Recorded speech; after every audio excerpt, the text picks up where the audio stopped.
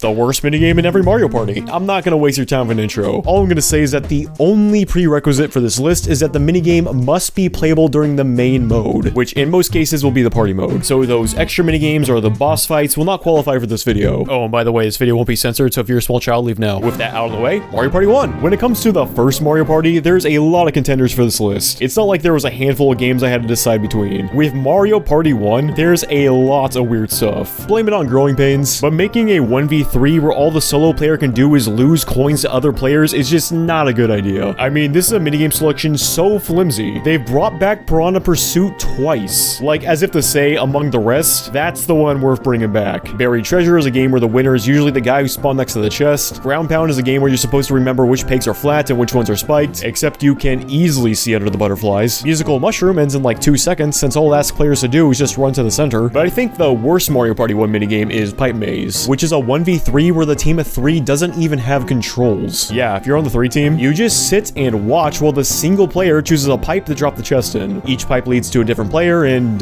yeah, that's the game. For real. Any game where 75% of the participants can't even participate isn't a good game. I've said this once and I'll say it again. Mario Party 2 is one of the biggest jumps in quality I've ever seen in a sequel. The game may have its share of detractors that think it's overrated, but let's be fair here. We're talking about one of the most well-regarded entries in the series from, well, Mario Party 1. Even if you don't care for Mario Party 2 personally, the jump in quality is immediately evident. So much so, I didn't even really know what to put here. The minigame selection in 2 is very solid. I think a lot of people would point to Bomb Barrage as the stinker here, which for context is a 1v3 game where you have to throw a bomb at the solo player, and when you play this emulated, it can be pretty rough, yeah. But as easily breakable the Nintendo 64 analog sticks are, they have great precision and range. I'm telling you, play on a healthy first-party 64 controller, if you can find one. And I think this game is fine. For me, the worst game would have to be one of the Bowser Land minigames. They're both bad. Rock, Paper Mario is, as the name implies, rock, paper, scissors, and Bowser Slots is just slots. As much as I hate slots as a wasted minigame slot, I think I'm gonna have to give it to Rock, Paper Mario as the worst game in 2. Because if you're playing this during a board, that means you have your money on the line, and betting money on rock, paper, scissors is just stupid. Like, seriously, disagree with that, I dare you.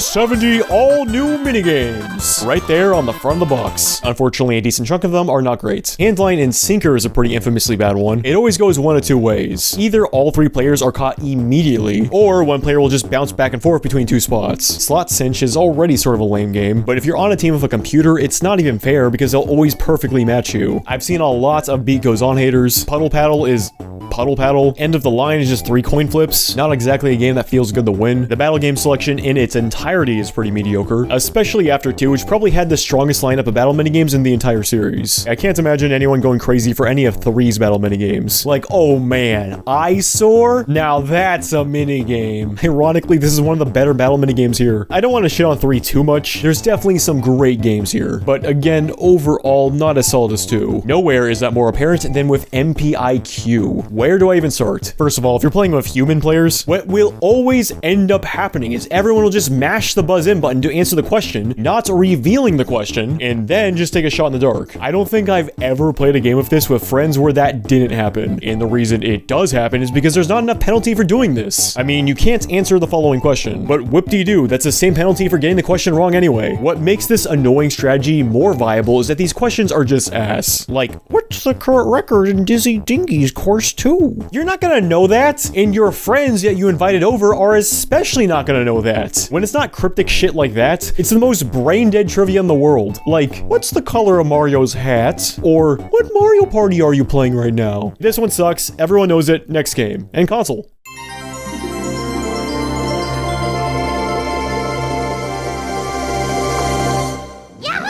Mario Party 4 is a game that seems to have more detractors than defenders in recent years. I'm not about to say everyone is wrong for being critical, especially since the game has some pretty obvious shortcomings, the boards being a big one. But 4 also has a lot of strengths, and its minigame selection is one of them. I mean, damn, this is a solid set of games. The 2v2 selection in particular I think is the absolute best in the series. The obvious standout being Dungeon Duos, which is my all-time favorite minigame in all of Mario Party. A selection that isn't the best is Mario Party 4's 1v3s. Making waves waves is too hard for the solo player as long as a team of 3 knows how to cooperate. Candlelight Flight is like if you inverted the roles of Lights Out from Mario Party 2, made it impossible for the 1, and then also made it bad. Hide and Go Boom. It's a luck game, but I kind of like it actually since it's funny as hell. God damn it. What the fuck?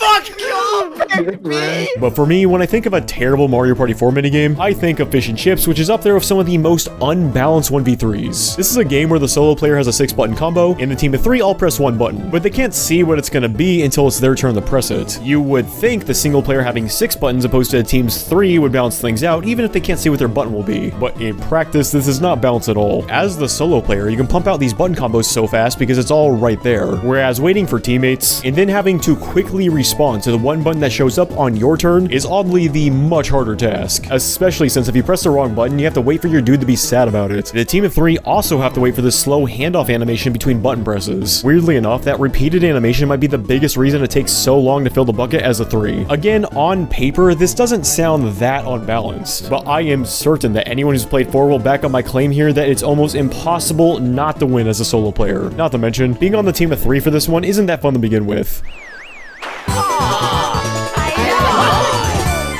I've been meeting a lot of people as of late that really like Mario Party 5, like as in it's their favorite Mario Party, which is weird to me because as someone who had this as their first Mario Party, I've always been mixed on it. There's a lot of contributors to that, but honestly, even the minigame selection is a mixed bag. There's some legendary ones like Hotel Goomba, and the obvious winner is Pushy Penguins, but there's a lot of garbo. I'm already not a fan of coin games, but Mario Party 5 has 2 of the worst. Mathletes, where you hit blocks to make a math equation, and Vicious Vending, all you do is rotate a stick and hope you get coins. In other words, it's both a coin game and a luck game.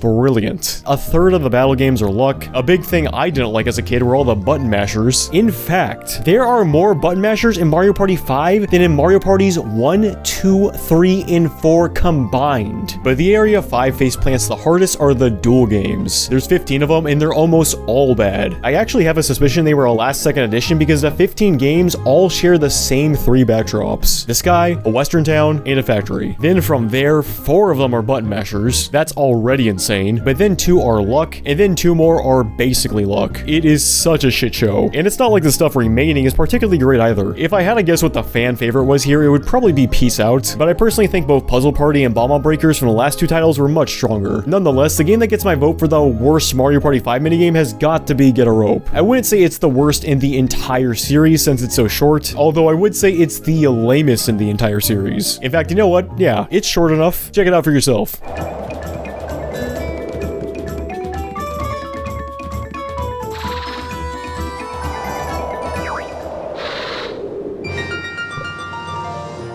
Fuck. Wait, what happened? Vince won. There you go. What? That's the game. What? Yeah, that was the whole game. There you go. That was it. In fact, this is pretty much verbatim the exact reaction had anytime anyone sees this game for the first time. That was the most anticlimactic game of all time. On the opposite side of the spectrum is Mario Party 6, a game I didn't grow up with but have definitely become a fan of in more recent years. One thing I always liked about Mario Party 6 was how certain games would change depending on whether it was night or day, or at least that's what I thought I liked about it, until I realized only 3 of the games have gameplay changes depending on whether it's night or day. Little, not as cool as I thought, but even that aside, 6 had a really solid minigame selection. I actually had a hard time picking one for this video as the definitive worst. The dual game Pitfall seems like too easy a target seeing as I just talked about Get a Rope, and this is just that, except presented slightly better. I'm not a fan of the GameCube mic peripheral, but to be fair, the 5 mic games here are fine. So you know what? I'm putting Smash Dance here, if for no other reason that it's super uninspired. The whole game is that you ground pound on flashing lights. There's no ingenuity, and there's definitely no planning things out because everyone is constantly running around, and lights go away pretty quickly anyways. So it's sort of just a jingly keys game for people with short attention spans. Mario Party 7 has 88 minigames, which is the highest we've seen yet. Unfortunately, they're all broken up into so many categories, it doesn't really feel that way when you're actually playing. For example, you got the 4-player minigames, right? The most common type of game. There's only 13 here, the absolute lowest in the series. Yeah, even lower than Mario Party 1. In fact, Mario Party 1 has 24 of the 4-player minigames, so it's almost half that game. So you would hope all the free-for-all games are some high-quality stuff then. But one's a button masher, kinda whatever one. Ghost in the Hall, while decently presented, is just luck. Cointagious might be the dumbest coin game minigame in the series, which is saying a lot. You just keep hitting the block and the number you roll is the amount of coins you get. This is like what you'd program for a test game, not one of only 13 free-for-all games. Shockingly, it's not even my pick for the worst 7 game. That's how much bullshit there is here. All of the 4-player mic games are bad, if for no other reason it forces everyone to take turns sharing the singular microphone. Lightspeed, I don't even have to say anything. Just look at the screen and you'll immediately identify why it's bad.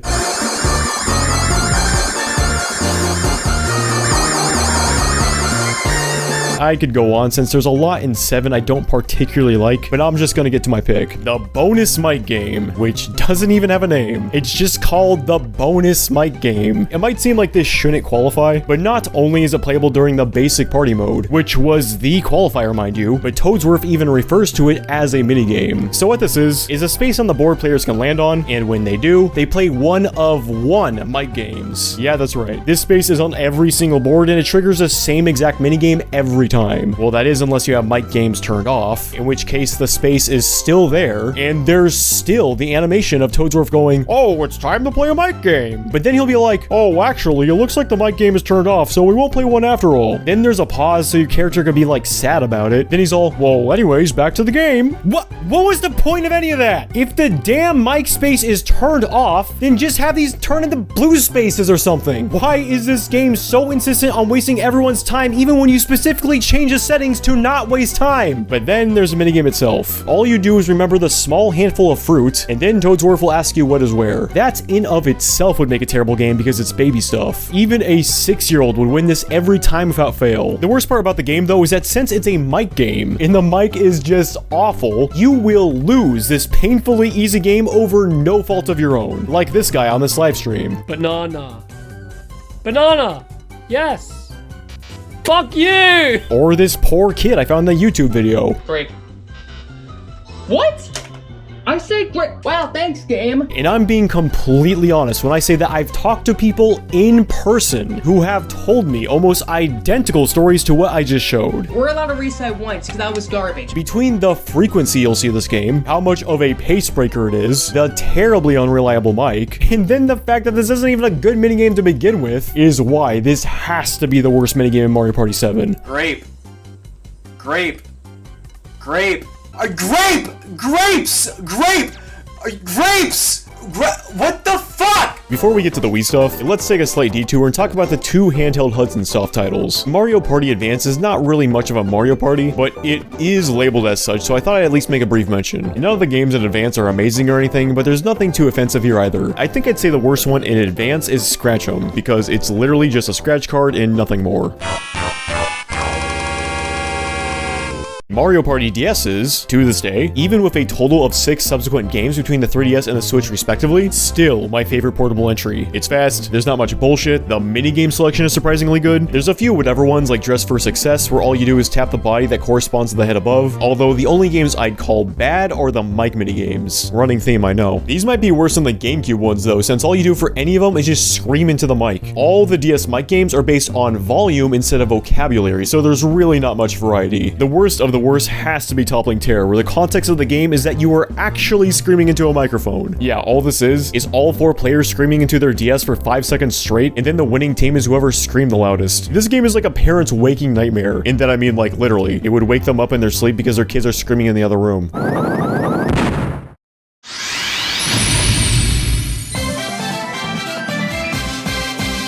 The last console Mario Party Hudson Soft ever did. Mario Party 8 is pretty divisive. I've always had a soft spot for 8 since I like the boards and it's definitely paced a lot better than the last numbered entry. But the main point of contention for people are the minigames. 8 is a launch window Wii title, initially a GameCube game, but still a Wii game all the same. As such, most of the selection here involves mandatory Wii motion control jank. Although the cuts 8 a little slack, a lot of these games work a lot better than I remember. I remember that Chimp Flipper game not working at all, but it was decently responsive when I played it for this video. I mean, don't get me wrong, it's still a terrible game and flipping is super delayed, but it's not as unplayable as I thought it was. Mario Party 8 has a ton of duel games for some reason. There's 27, which I think actually makes it the largest duel selection in any Mario Party. I'm not sure why. It's not like duel games are even that common in 8. The funny thing is, they dilute the pool of duel games by including 2-player variants of the 4-player games. But even without reusing minigames, Mario Party 8's duel category would still be the broadest group of minigames here, so I don't even know why they bothered. I grew up with 8, and I didn't even know half of these were here. There's some really weird ones, like Spectre Inspector, where you have to navigate this room with weirdly unresponsive controls, and then just hope you find Mario characters. It's pretty terrible, actually. It was nearly my pick for this video. Attention Grabber is like a worse version of that minigame where you shake the soda can. Shake It Up is that minigame where you shake the soda can. Mario Matrix is just a game where you click on hexagons. Another game that almost made my vote because of how uninspired it is. However, Aim of the Game is what did get my vote. This is a battle game where you try to score the most points by picking 5 cards. The problem is that there's a finite amount of points you can get. So you get 2 50-point cards, 3 x2 cards, and that will result in the highest possible score of 800. Not only is it immediately apparent which 5 cards you should choose if you know what each card can have, but there's no challenge. You can't waste a bullet by missing a card, and there's no time limit, so you can pretty much take as long as you need to get exactly what you want. This is a battle game where all 4 players can easily all tie for first in, which is a huge problem given what should be the purpose of a battle game, which is, you know, conclusively deciding first, second, third, and fourth with minimum to no possibility for a tie. Insert middle finger clip art for luck games with a score system that don't even get that part right. It honestly blows my mind that Aim of the Game exists in the form that it does. It should not be this easy to get the maximum possible score every single time you play this. Yeah, sure, what minigames any given person likes is subjective, but once you actually see what's going on here, anyone with half a brain will be in agreement with how terribly dumb this game is. I guess X2, X2, X2, X2 would be the most ideal. That is the dumbest game ever. Am I missing something? Audience, are we missing something? There's just one combination, and you have as much time as you want to do it. Mario Party 9 was the first Mario Party without Hudson Soft's involvement, and Nintendo's first idea was that Mario Party needed a car, and that might be all I have to say here. I doubt you need me to tell you how tone-deaf that decision was, but fortunately for 9, at least most of the minigames are pretty solid. I mean, seriously, as critical as I've been towards every entry made since Hudson left, the minigames are usually the one thing they get right. But you don't care about what they did right, so you want to hear about what they did wrong. Well, there's definitely one too many luck games for my liking. Pinball Fall tries to give you the illusion of foresight, but there's too many variables at play to make this anything more than a game where you choose a random ball and sometimes shake your Wiimote. 10 to Win is probably my least favorite type of luck game where they have a finite number of rounds, as if round 2 or 3 is going to be any less luck-oriented than round 1. Bowser Jr. Breakdown might be the worst offender since it's a boss game. These are supposed to be the big conclusive minigames worth all the marbles, but it's just luck. And since it's a boss game, it just goes on, and like, why? It's just luck. Intentionally designing a game to take several minutes to get through when it's all RNG? Why? For me though, the worst 9 had to offer was between 2 games. Whole Hogs was the first one, a 1v3 whack-a-mole game where the team presses a button or direction corresponding to a hole to hide in, and the solo player is the one whacking. To score a point as a team of 3, you need to not get bonked for like a whole second, which is practically impossible as long as the solo player knows how to point a remote at the screen. That being said, the game I actually ended up deciding on was Line in the Sand, which for starters doesn't even work in an embryo. Yeah, this game didn't work while I was inside the womb. I was trying to figure out what was wrong for like 20 minutes until I decided to just boot up my actual Wii and play this one. The solo player needs to use the Wiimote to draw circles around the team of 3, but there's a limit on how big you can draw circles, and the time it takes from the circle to eliminate players from when they are actually drawn is just way too long. As long as you know how to run away from a circle, the team of 3 will never lose this. You're only able to win this against CPUs because even on the hardest difficulty, they will just stand in place letting themselves get captured. Mario Party 10, otherwise known as Mario Party 9 for the Wii U, gets a lot of shit for just that, being on the Wii U. After playing both games back to back for this video, I gotta say, I honestly think I prefer 10. Not like that's saying much. It's not as if I would recommend this game to anyone. It's still Mario Party with a car. But the 4v1 Bowser mode is cool and the minigame selection is decent. Mostly decent. Bomb combo is basically just luck, but for what it's worth, it is fun to watch. That 1v3 game where the solo player tries to trap the team in bubbles seems way too easy for a team of 3 since they can pop each other's bubbles. I was able to win against computers, but honestly, if you were playing against humans, it seems like stacking everyone in like a vertical stack would be the cheese. Both of the boss games for the Haunted map seem particularly bad. Card Chaos doesn't even shuffle the cards, making this a game more about who can mash the A button over a card sooner than it is actual memorization. Then King Boo's game isn't even fair from what I played, since on all but one layout, I had to jump to my opponent's tile to even reach the rest of the board, constantly putting me at a disadvantage. However, when it came to the worst, it was between between the 2v2 Goombrat Combat and the 1v3 Keep Away Mayhem. Goombrat Combat sees players punching enemies over to end up with less on their side, and is probably the objectively worst game because only the very last second matters. Saying that is not even an exaggeration. Like, literally, you and your partner can nearly clear your entire side in a second. That being said, Keep Away Mayhem is still bad and easily frustrated me more. The team of 3 has to keep the ball away from the solo player, and I gotta say, what a obnoxious idea for a minigame. This is another one of those games where either the solo player wins right away, or it goes on for the entire duration and they're actually livid by the end. A lot of Mario Party minigames involve being a dick to the other players. I mean, it's just part of the game, frankly. But I don't think any game encapsulates the raw feeling of actually bowling someone more than this one. I was playing against CPUs and got mad, so I can only imagine how much more upsetting this game would be when playing against real people. Winning as the solo here feels like such a gamble, and even when I did win, nothing about it felt good. Also, since Mario Party 10 uses the Wiimotes, you can only move and slide in 8 directions, which feels pretty stiff given the objective here. Again, maybe not objectively worse than the Goombrat one, but it's significantly less fun.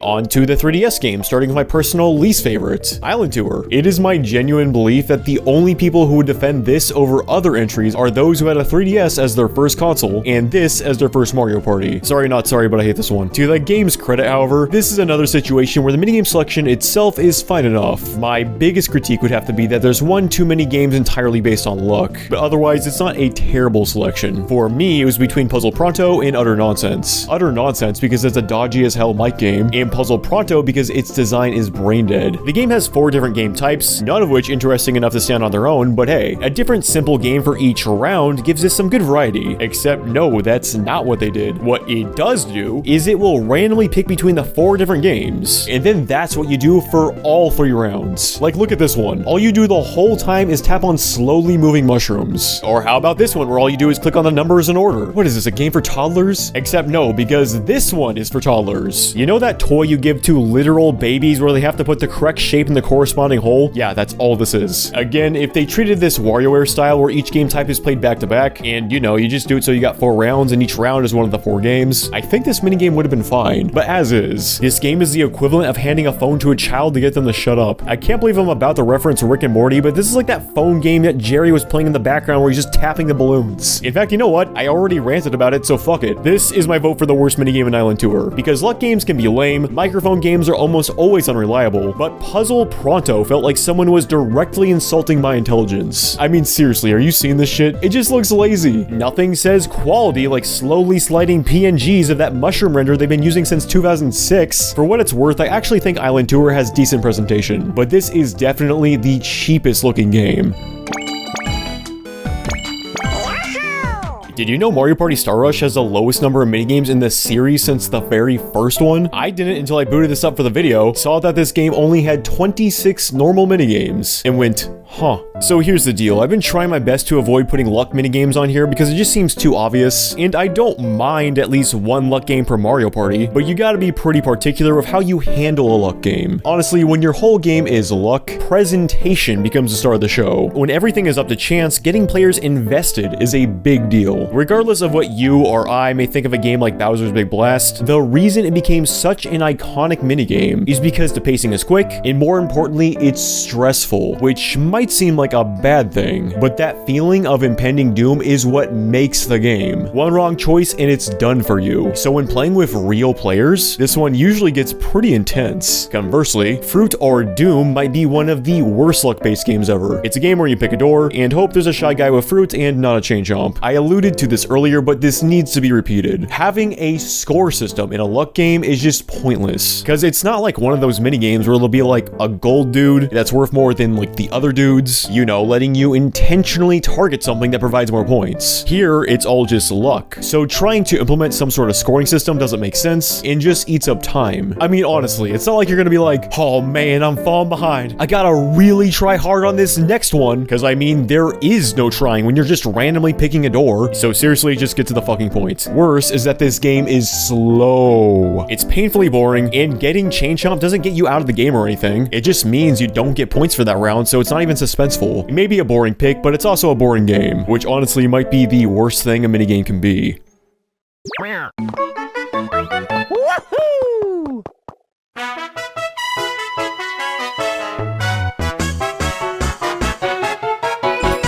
Mario Party Top 100 brought back Aim of the Game. I can't believe they brought this game back. Seriously, what the fuck were they thinking? I mean, yeah, 100 is a lot of games, but even then, I refuse to believe that this isn't anyone's top 100.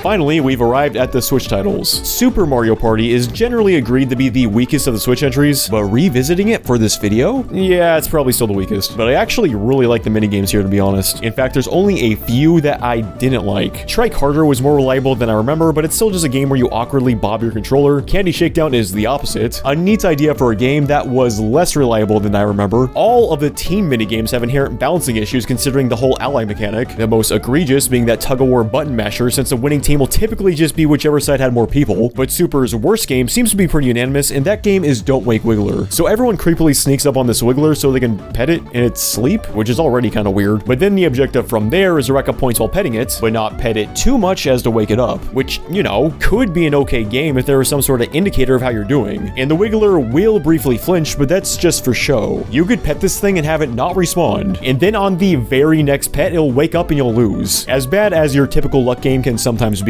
I would argue that luck games that try to masquerade as games of skill are much more insulting. I actually already ranked the minigames of Mario Party Superstars a few years back. Truth be told, I'm kind of indifferent to that video I did. The joke's in the overall writing at least. But I still stand by where I ranked everything. Superstars did a pretty good job at picking which games to bring back, I feel. There isn't too much here that made me go, why the hell did they bring this one back? That being said, the number 100 spot I did on that video once upon a time, and subsequently my pick for the worst minigame Superstars has in the context of this video, is Puddle Paddle from Mario Party 3. It's just a lame game. You slowly paddle around a tiny pond getting coins. Even the presentation here is just gross. These colors suck. I mean, just look at it. It's depressing. Finally, we've arrived at the latest entry in the series, Jamboree. Jamboree is still recent enough that people will probably take huge offense to me listing off what I didn't like here, but fuck it, it wouldn't be a video by me if everyone left happy, so let's break this down. I look at the newer Mario parties sort of reductively, if I'm being honest. All three of the Switch games are way too slow for my liking. I mean, 10 turns takes the same amount of time as 20 turns did in the 64 titles, which is sort of an oof, especially considering that not that much more happens. A mere 10 turns should not take over an hour, period. All three Switch games likewise hand out way too many coins. You will never not have money for a star unless you really fucked up. These games all succumbing to so many of the same drawbacks is why I view them all so similarly. No disrespect to anyone who likes these games, of course. If someone who wasn't really familiar with the Hudson Soft titles played this, they would likely be more observant of the advantages Jamboree holds over the other recent games. Honestly, for that reason alone, said hypothetical people would be much more reliable than me when asking which Switch game is the best. Credit where credit is due, I did have fun playing Jamboree recently with my roommates, but at least on the topic of minigames, I wasn't a huge fan of a lot of the stuff here. Snag the Flag is super pretty in terms of presentation, but beyond the brief establishing shot showing some of the flags, most of this game is sort of just up to chance. Big Top Quiz is one of those games Nintendo really likes doing for some reason, where the real challenge isn't even the question, but navigating your dumbass slow cursor to the thing you want. Someone shouldn't be able to answer a question faster than you just because your cursor wasn't in the right spot. There are only 5 dual minigames, and honestly, I'm not a big fan of any of them. Fast Fishing is just a reaction game that slightly impedes your reaction time by insisting on being motion-based for whatever reason. Stone Eye Bowling is a game where you're supposed to look at the terrain so you can make an educated guess on where to roll the ball, but the physics are way too floaty to make any sort of reliable guess. Then All the Marbles actually shares a similar issue, except it's seemingly much better at tricking people into thinking this is a game of skill. The whole game is about looking ahead to spot gaps in the marbles, except you can barely see in front of you. In fact, you can see much further behind you, weirdly enough. There's an establishing shot that supposedly helps, but not only would you ever be able to remember all the gaps between all the marbles, but given this is a physics game and the marbles are constantly being moved around anyway by the players, responding to what's happening in real time makes way more sense than trying to play by what you remember. So then at that rate, it's just about crossing your fingers the marble locations are in your favor, so you don't have to veer too much to the left or right. Also, punching is completely pointless. Like right here, I get punched, but the effects are so negligible. It's not like they're enough for them to pass me, and if they're slowing slowing me down and they can't pass me, then they're just slowing themselves down. So seriously, what's the point? The showdown minigames are pretty hit and miss, but even the best ones last way too long, given your partner can be stolen the second you exit the game by the person who rolls right after you. That happened to me multiple times, actually. I think what they did to Platform Peril is genuinely insulting. I was playing with some friends and my cousin got so mad playing this that he, with conviction, said it was the worst game in Jamboree. I wouldn't go that far, but I understand where he's coming from. I mean, taking a classic minigame and then turning it into a coin minigame is already insulting in its own right. It's less about platforming now and more about just hugging the top of the screen to get coins before anyone else. I like the variety of platforms in 2's version, but otherwise, yeah, it's not like the OG was flawless. But slowing things down to a snail's pace and downplaying the platforming elements of a platforming minigame is hardly what I'd consider an upgrade. There is no doubt in my mind some of the stuff I've said will be highly disagreeable of Jamboree fans. And please don't construe this as me trying to invalidate anyone's enjoyment of the game because it's still fun. Regardless, my actual pick for this video is so bad I don't think anyone will bat an eye. And that pick is Gatekeepers. A luck game, and a really bad one. The idea is that there's 5 keys and 3 doors. 2 of the keys are dummies, and the remaining 3 each open 1 of the doors. So all this game is trying each key on each door until all but 1 player gets out. In fact, let's start with that. This is a huge problem I have with all the Switch Mario parties, but it's most egregious in games like this. The first player up can win within the first 4 seconds of the game, just to then sit there doing nothing while they watch everyone else play the game for an additional 2 minutes. Why? So the game can decide who gets 2 coins? Who the fuck cares? You ever think maybe the new Mario parties take so long because they have the audacity to keep a game running for an additional 2 minutes so it can find out who should get 2 coins? So sure, beyond luck, a painfully slow runtime that forces the actual winner to just sit there bored is already a problem, but it also creates situations where you can lose the game before you even got a chance to do anything. That's not fair. Luck already isn't fair, but that's like double not fair. My cousin said this during a stream we did, and I want to play the clip because it stuck with me. Oh, that was it. I got first, apparently. What?